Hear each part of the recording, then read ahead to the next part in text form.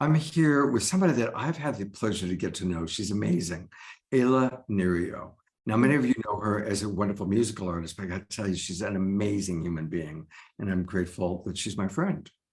And she is got something in common with me. We're both going to BhaktiFest for the first time. I've never been. I've been hearing about it for years, and now it's coming back after the little COVID break. So Ayla, tell me a little bit about like what drew you into choosing to come to BhaktiFest. Yeah, thank you, Scott.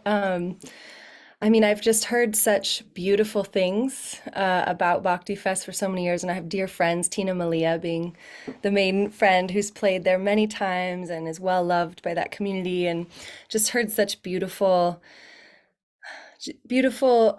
things about the festival itself and people's experiences going, as well as just feeling the cohesion and the intention around how they curate the artists and everything. And um, I didn't I didn't actually I was surprised actually when they invited me because I know traditionally it's been a bit more kirtan in a stricter kind of way. And so I feel very honored to get to come and really excited to share a whole array of songs. I was planning to go a little more acoustic, but I've been doing a lot more electronic productions of my songs, and a lot of people are saying like, you got to play these at Bhakti Fest too. So I'll probably do a mix of more looping, mantra, my own version of that, as well as having some live artists with me, playing violin and different things, and then the we'll get dancey for a little bit too.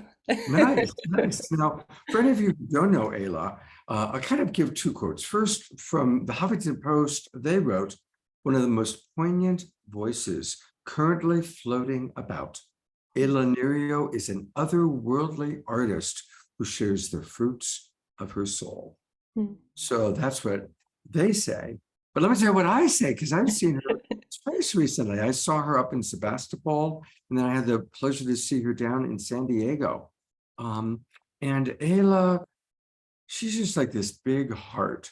And that heart, her intimacy of her songs, of her life, is intertwined in her music. And she has a fan base that's just like, are these heart-centered people. So everybody there is just like, we just kind of melt together. So it's a very melting as one kind of an experience. And I think even though you're not a kirtan artist, and BhaktiFest is famous for kirtan, I think they chose you though because you are so heart-based. And what is the purpose of kirtan? It's devotional music to open our hearts. And you do that through your music. You open many hearts. Mm, thank you. Thank you so much for those words. Yeah, it's beautiful. I've started to just recognize, I mean, not started. I've felt it for a long time, but I feel that the more I tune in and really get out of my own way, that's the constant meditation for anyone for being an artist, and especially I think in the devotional music world, it's really about being a vessel. And both in the song creation process, getting out of my own way, but then in the live context, which can be harder. It can actually be easier to get out of my own way when a song's coming through and I'm writing it or transcribing it, sometimes it feels like. But in the live context, it's so easy to be aware of other, right? And so to really just be there for the music and for the experience and for the heart and the potential of our shared collective heart through our individual hearts. And it's really it's my favorite. My favorite thing is when everyone starts singing along and it's just a field, it's it feels like the purpose of getting together for live performance, right, is to contact that, yeah, in unison. I've noticed that many of your songs have kind of a mystical quality and also a connection to nature. It seems Mm. like the themes of nature and the themes of our mystical selves meeting. Um, Tell us a little bit about where that comes from. Mm. Well, I was very blessed to be raised by two alternative parents out in the country that chose to homeschool me and my brother. So, and really by homeschooling, I kind of mean unschooling for people who know those terms. We used a curriculum, we followed a curriculum, but we were not enrolled in a school in any sense. And so we really had the freedom to explore uh, so many realms of learning, and so much of how my mom guided us was through nature, and we really learned a lot through nature. And so I feel like I grew up with this really strong base in nature, and my connection to source, to creator, is also through nature very much. I feel like the natural world and the elements are this expression of the divine, and it's part of my mission in songwriting and sharing music is to listen to that, to listen to the transmissions of nature and the elements, and through that the divine, and to find the words and the sounds that bring alive the magic, because there is such a mystical, magical way of seeing the world. And I think oftentimes, we can have those moments when our eyes are opened and we're like, wow, this sunset, or like, have you ever really looked at sand? Like, it's incredible. Like, each one of these is like a tiny, tiny boulder. And like that kind of, but like, how do we get at that with words? How do we get at that with music, and get to really feel the magic and in a way the innocence, I think, that is in all of us, that we don't it can get covered over as we get older, but it never disappears. And so it's that innocent, pure heart of being with what is mystical and what is magical, like just the mystery, really, of existence. Hmm. It's such a fun practice to try to get at even a tiny centimeter of it, just through our very somewhat clunky human wording and stuff, but to like really play with it like that. So Mm. yeah, I don't know if that answered your question exactly, Well, I but tell you, you've changed my reality on sand. I had never thought of sand as all these tiny little boulders. That's yeah, so, that's such a wonderful Ayla Nereo-ism, you know. It's it's like really, looking at things from like the littlest bugs. yeah. What are we? Are we like weather forms to them? Like it's a whole different reality plane. And I love how lyrics and songs have the ability to play with that. It's like, um, yeah, just like how can we look at the world a little differently, and not just from our normal human eye-centered So, place. and your music takes us there. I'm remembering the time I was in Muir Woods in the Redwood Forest, and I really put my hand between two redwood trees, and I pretended I was a redwood tree, and I really dropped into that space. And as people walked by, I realized that from redwood, at least how I perceived it, from redwood tree consciousness, which is like these flashes of light going by, right? Yes. Oh, I've And thought I've thought of it as like we're like ants, like the way we see ants moving really fast. mhm, That's how the trees would see us.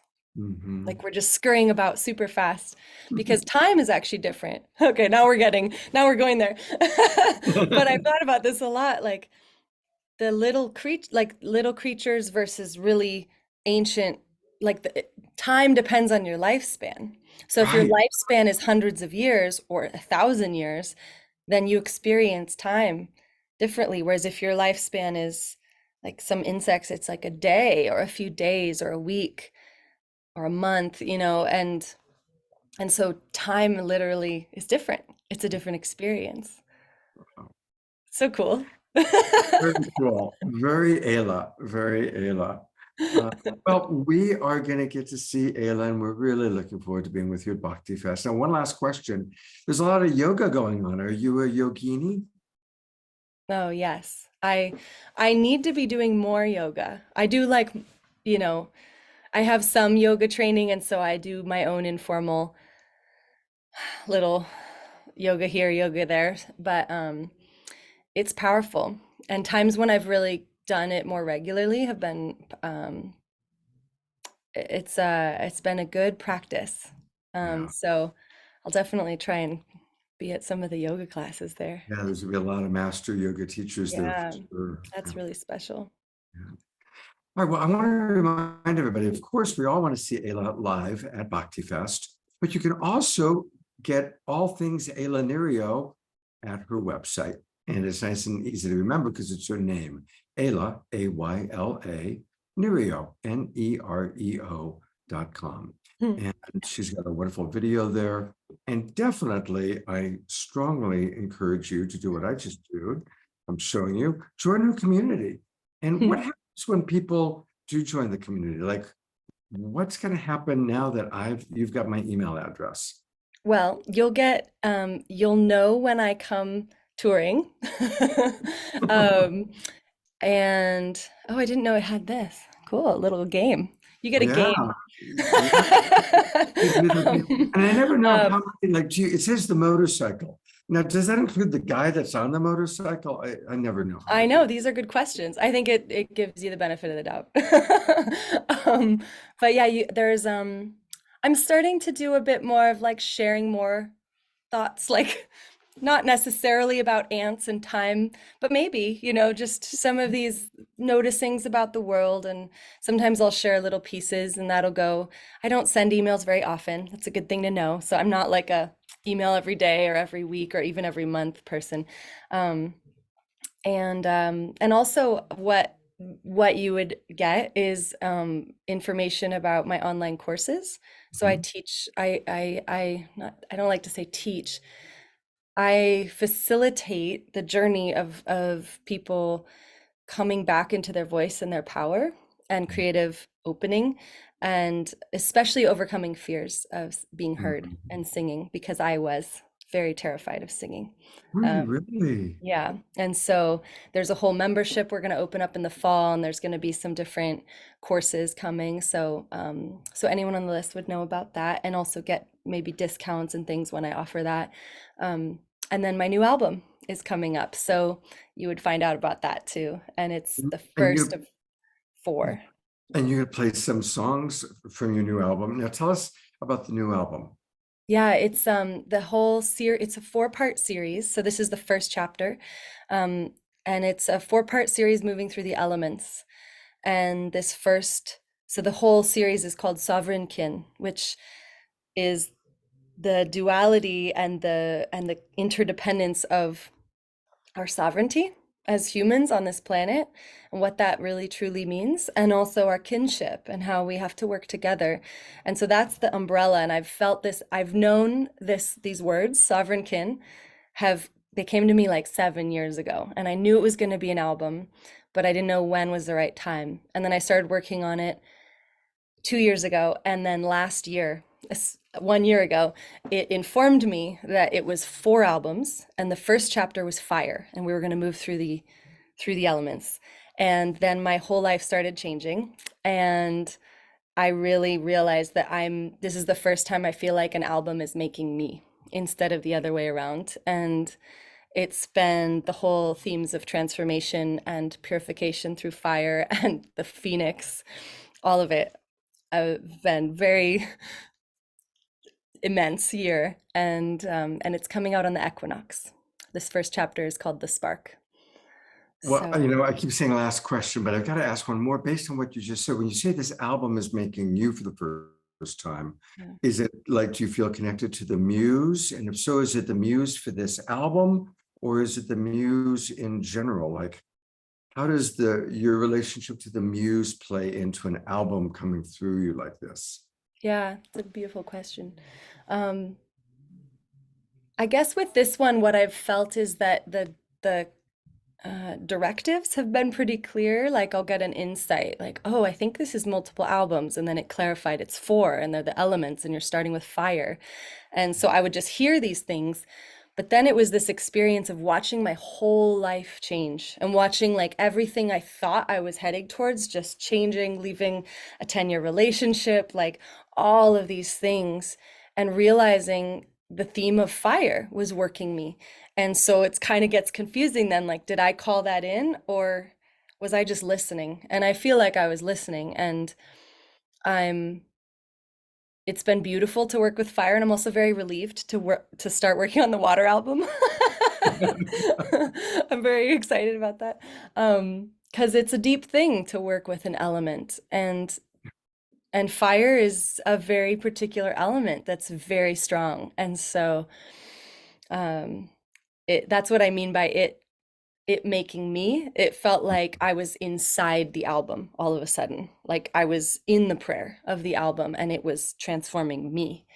Mm. Um and it's been really powerful, and it's been really I've never given like felt such a energy around an album. Also because it's 4 albums, it's like big.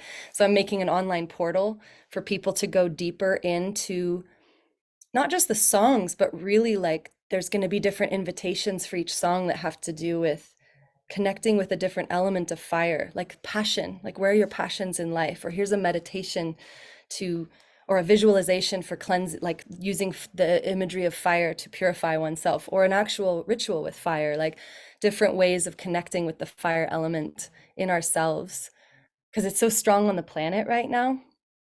And that's a lot of what some of the songs are. Um, and I really believe, especially living in California with the wildfires, that so much of the hyperactivity of fire in anger, in wildfires, in so many ways that we see in the world is because, I don't know if it's because, but it's related to us not actually having right relationship with the fire element, and forgetting how to pray with it, and forgetting how to honor it, and forgetting how to give back in a way. So that's part of my hope with the portal, is that it's creating a different relationship with the each of the elements. So this portal will house all the albums, and there will be spaces to go into each element by the end of this saga. Yeah, I so that's really look coming forward to on the equinox.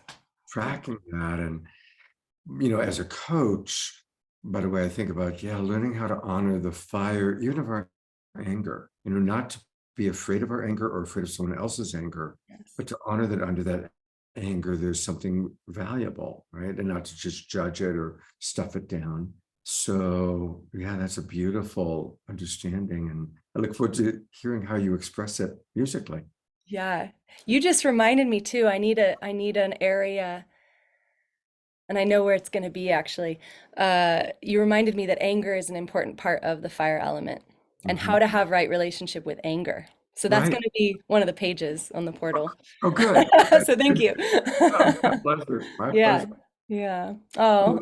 Ayla, it's always a pleasure. And I Mm, look forward to my next connection with you and seeing you at BhaktiFest. I can't wait. Thank you so much, Scott.